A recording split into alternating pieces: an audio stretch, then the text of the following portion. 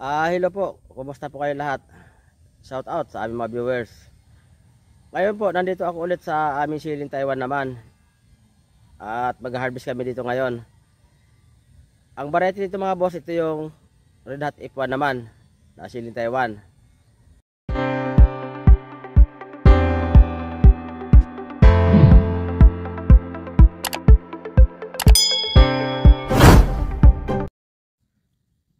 Hello mga boss. Kumusta po kayo lahat? Kumusta na po dyan ang inyong mga pananim na sili? Sana mga bossing ay maganda para makabawi at kumita. Ngayon mga boss, nandito ako sa aming silihan. Ito nga yung siling Taiwan na ang variety Red Hot F1. At bibigyan ko kayo mga boss ng update ha. Ang edad dito ngayon 160 days after transplanting. At nagpapa-harvest kami ngayon dito mga boss ha. Hinintay na namin yung mga kasama namin na mamimitas. Ito na mga boss yung pang 17 harvest dito sa aming siling Taiwan. Ito pala mga boss ang siling Taiwan namin ito. Nag-try kami dito mga boss na applyan namin siya ng quality 0062 foliar. So unang apply namin dito, sinubukan namin sa 40 grams. So kaya naman. At nang ulitin namin pag-spray, sinubukan namin siya sa 50 grams naman kung kaya. So kayang-kaya mga boss, ito yung resulta niya oh. Naglaparan ang dahon, naglakihan ang bunga at naghabaan. Malakas talaga. Sa mga baguhan, yung quality 0062 ay isang high grade potassium mga boss yan na foliar. So pangalawang apply pala namin dito. Yung pangalawang apply namin nga, yung 50 grams sinubukan namin kung kaya. So makalipas ang 4 na araw, ito na mga boss yung resulta oh. Ako, naglakihan yung bunga. Ang tataba ng bunga, naghahabaan. Tapos ang dahon mga boss, ang lalapad ng dahon. Ang lago na kasi mga boss itong sili namin. Wala ka nang madaanan, yung sa may pagitan sa gitna ay ala na, sarado na oh. Sobrang tangkad na, lago na. Ang kinaganda dito mga boss ay hindi siya tinatamaan ng ng lapnos pa ito. Wala pa siyang tama ng lapnos. Para sa mga baguhan na baka subukan yung quality 0062 na foliar. Sa box mga boss ng quality, ang recommendation nila doon 100 grams per 16 liters sa tubig. So pero kami mga boss hindi namin yan sinusunod kasi masyado mga boss matapang yan. Baka tamaan yung dahon at magka-problema. Pero kung ang esprehan nyo naman tulad ng palay, mais, mangga, basta yung mga pananim na matigas ang dahon, makakapal, okay lang yung yung 100 grams, kaya naman yun, lalo sa palay at mais, kayang-kaya yun. Sa sili mga boss, bigyan ko na kayo ng tips. Huwag nyo mga boss sundan yung 100 grams kasi malamang magkakaproblema yung dahon talaga. Masyado po yung malakas. Dito nga hanggang 50 grams kami sinubukan namin oh. Ay dito grabe nagtabaan niya yung bunga oh, naghabaan pa nga oh, at yung dahon no naglaparan yung mga dahon. So ibig sabihin sa 50 grams pa lang ay napakalakas na ng impact niya sa sili. Kaya hindi na kailangan na maglagay pa ng 100 grams kasi posible talaga na tamaan yung dahon. Lalo kung medyo mura ang dahon ng sili, baka tamaan, lalong maninigas. Dahil alam naman natin yung putas talaga nagpapatigas yan.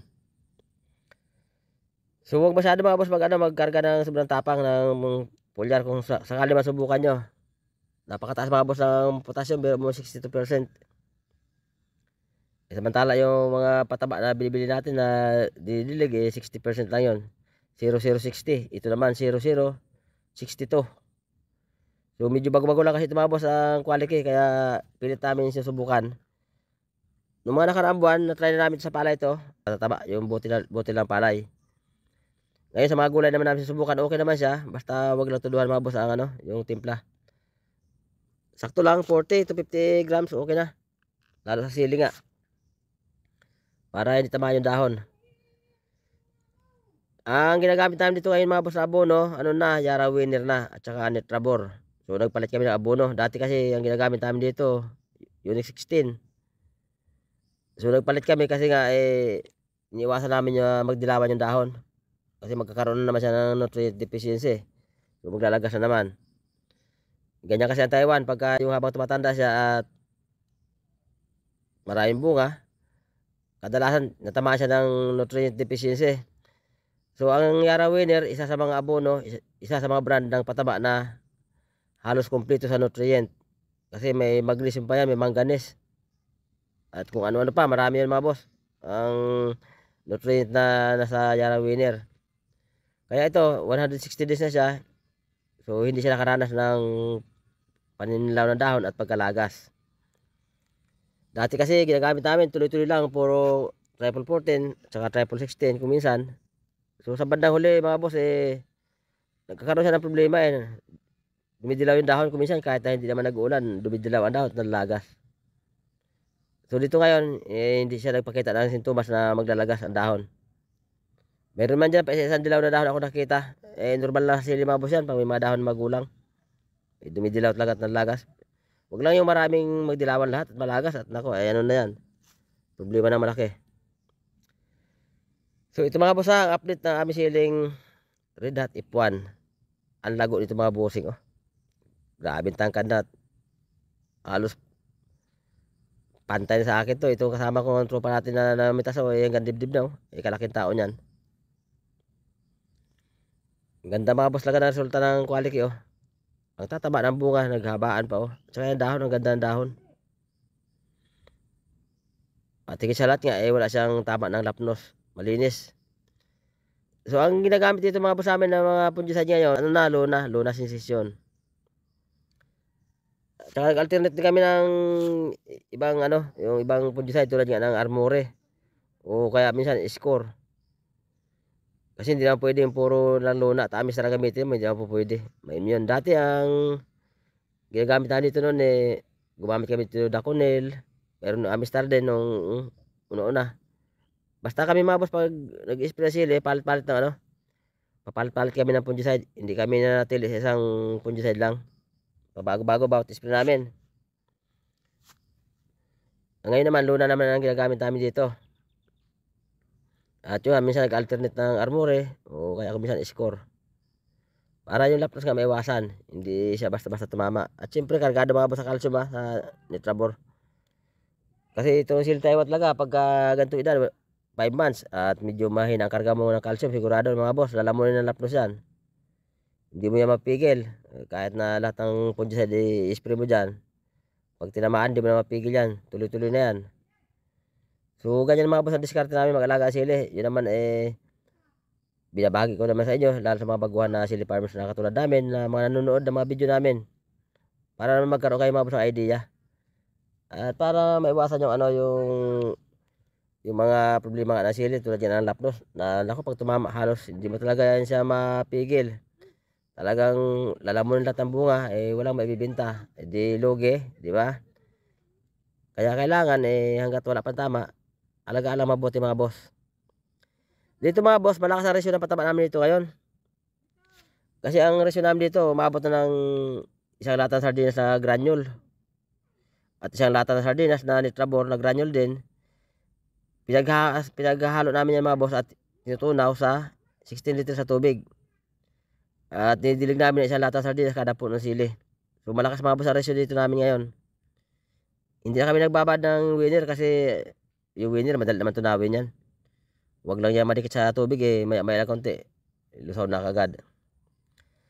So yan mga boss siguro ang tips na maibigay ko sa mga kapwa ating sili farmers, lalo mga baguhan na ngayon pa lang nagsisimula.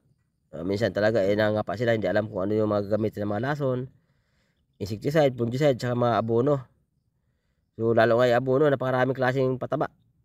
May urea, may complete triple 14, mayroon pang triple 16, may sulfate, ito nga may winner, kung ano mga pataba mga boss. Kaya mahalaga lang mga boss, dyan dapat huwag tayong maligaw sa pag-apply ng mga pataba. Hindi naman ngunit pataba advisable siya sa lahat ng stage ng tanim. Hindi mga boss ganoon, hindi. Yung mga abono na yan, meron yan sila stage ng tanim lang kung saan doon lang siya pwedeng i-apply. Bagaman pwede naman talaga siya i-apply mula hanggang sa magbukas ang buhay, pwede rin naman. Pero yun nga, posible magkakaproblema nga. Lalo sa Taiwan, kung minsan ayan na nga, may naglalagas ng dahon, nagdidilawan, kahit na hindi naman umulan. Dahil ako minsan nagkakaroon niya ng nutrient deficiency. So yan mga boss, sa mga baguhan na kapwa ating farmers, sana mga boss sa video ito nakapagbahagi kami ng kaunting tips para kahit paano ay mga idea kayo makuha. Hanggang dito muna ako mga boss, bye bye muna, abangan ang next video, bye bye. Sigurado may matutunan ka step by step kung paano magtanim.